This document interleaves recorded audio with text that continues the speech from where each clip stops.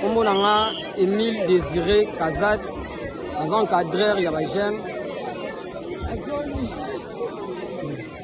Entre Bisson et Bisson, tout le monde qui est quartier vraiment. Makambu Mabe, Kotining, Banti Valère et Komi. Et on a Bisson à part, il y a jeunesse. Ils ont une initiative, il y a un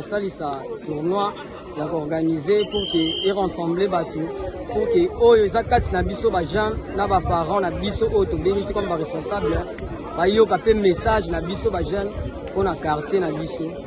vraiment bon akandisi na biso tant que ba jeunes ezaki nous en a besoin de développement à quartier to koti sa biloko ya bien na quartier l'institution ezala encadrement ya ba jeunes vraiment ezala strict pour na que jeunesse et que liboso pour Banti Valère et comme belé ikolo ba komi kokana baleki tant que biso na part ya jeunesse et on to mona ki non to salisa mo loko moko comme initiative ya ndembo pour que sangisa batu pe ba ka message ko biso to zana ngo tant que ba jeune ya maman Mobutu eza pona mbulo te mais ça comme première édition deuxième édition pe ko zala prochainement batu pe ba royal sur belé ndenge ba elelo to bandina na quartier et puis commune, et puis district, et puis Kinshasa comme ville, RDC comme Mboka Nabiso, tout ça vraiment le gouvernement provincial, le gouvernement national, va aider